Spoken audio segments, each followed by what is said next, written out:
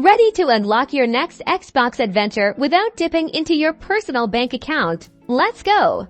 Today, we're showing you exactly how to redeem your American Express gift card on your Xbox and use it to snag games, subscriptions, and all sorts of awesome digital content. First things first. Scratch off the security code on the back of your Amex gift card to reveal the CVV and make sure you know the gift card amount.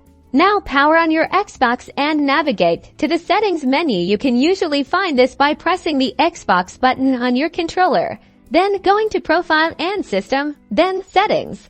Next, select Account, then Payment and Billing, and finally click on Add a Payment Method. This is where we'll input your gift card details. On the next screen, choose to add a credit or debit card.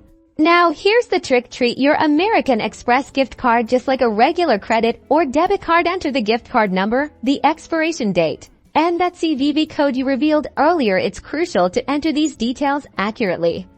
For the name and billing address, use your own information. When filling in the billing address, make sure the information matches your own address associated with your Xbox account. This step is important to ensure the transaction goes through smoothly.